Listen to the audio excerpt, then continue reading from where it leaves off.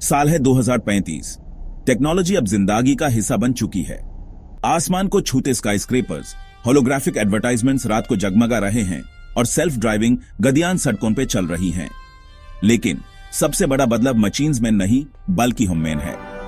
Bionics, एक नई company ने इंसान और मशीन के बीच का फर्क मिटा दिया है। वो सोफिस्टिकेटेड मैकेनिकल पार्ट्स बनाते हैं जो ह्यूमन बॉडी के साथ परफेक्टली इंटीग्रेट हो जाते हैं। उन लोगों के लिए जिनके अंक खो गए हैं, बायोनिक्स एक नई उम्मीद देता है, एक मौका ना सिर्फ खोया हुआ वापस पाने का बल्कि इंसानी लिमिटेशन से आगे बढ़ने का।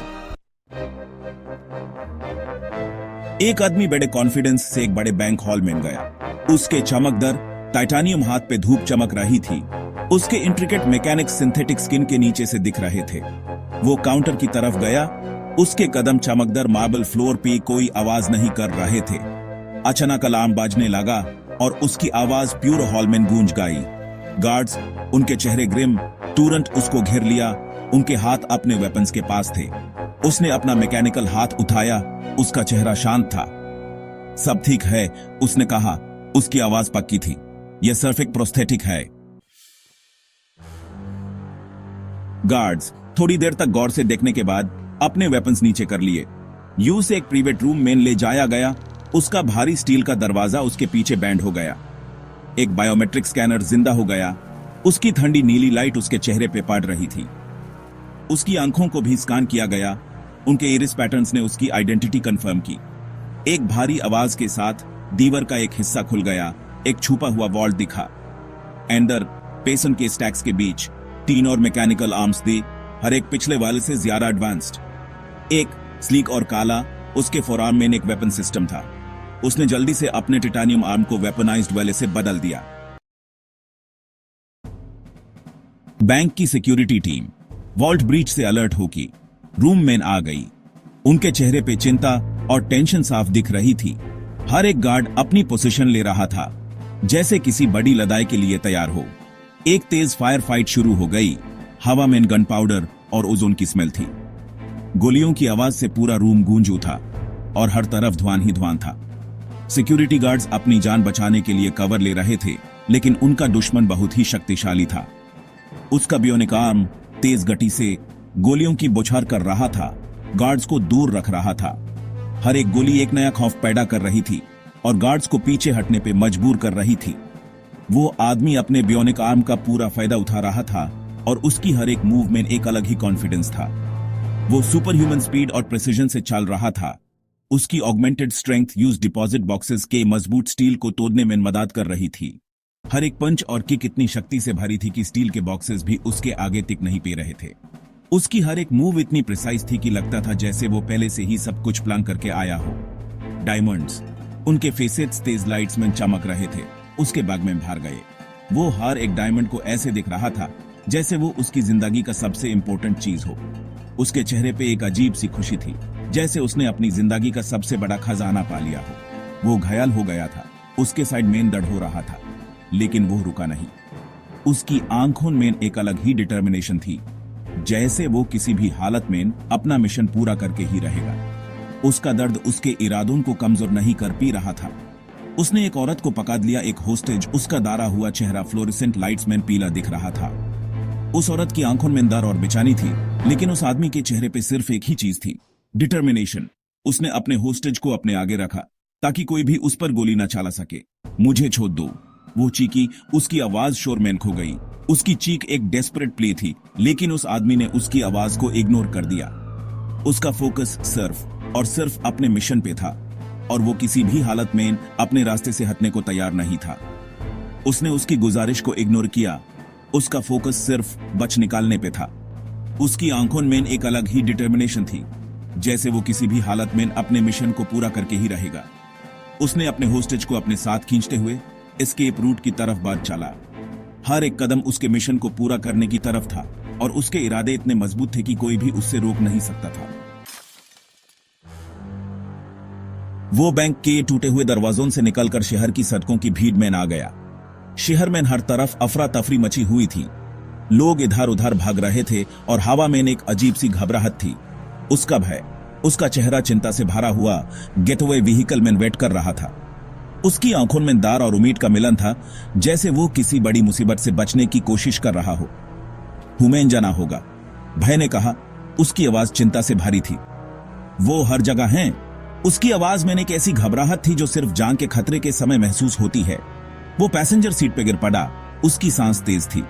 उसके कपदोन पर खून के धाबे थे और उसकी सांस फूल रही थी, जैसे उसने अभी अभी किसी बड़ी लड़ाई से जान बचाई हो।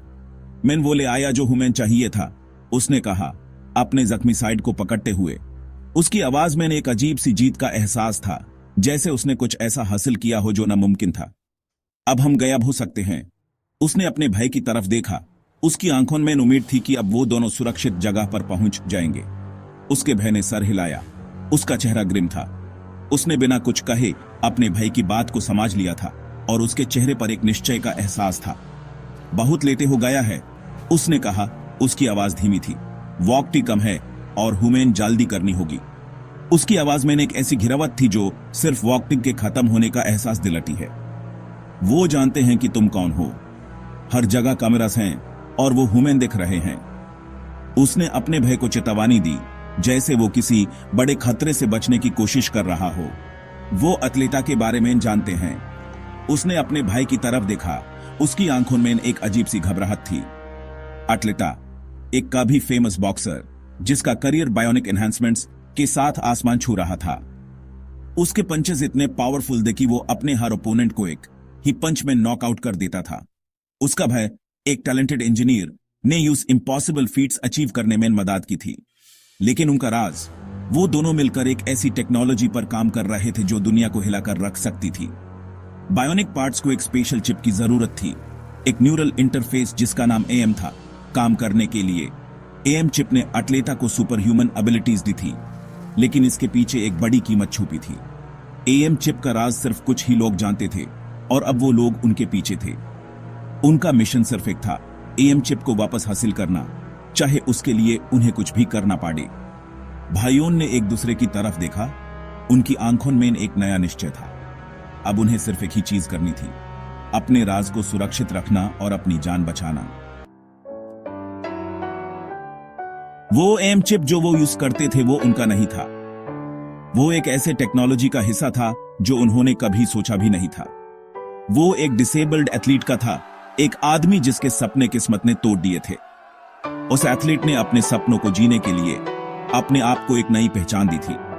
उन्होंने यू से एक बेहतर जिंदगी का वादा किया था, अतलेता के करियर से मिलने वाले पैसों का हिस्सा।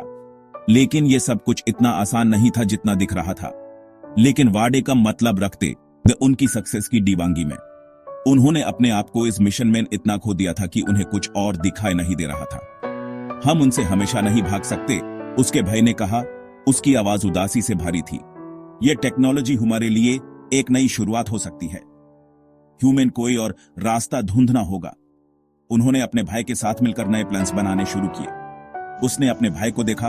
उसकी आंखों में एक उम्मीद थी। हम इस टेक्नोलॉजी का सही इस्तेमाल कर सकते हैं, उसने कहा। तुम इसे बेहतर बना सकते हो, है ना? उसने गुजारिश की। तुम्हारे पास वो स्किल्स हैं जो इस टेक्नोलॉजी को एक नई दिशा दे सकती हैं।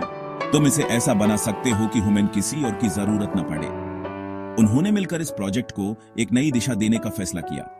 उसका भाई, उसका चेहरा मिक्स्ड इमोशन से भरा हुआ, धीरे से सर हिलाया। यह आसान नहीं होगा, उसने कहा, लेकिन हम कोशिश करेंगे।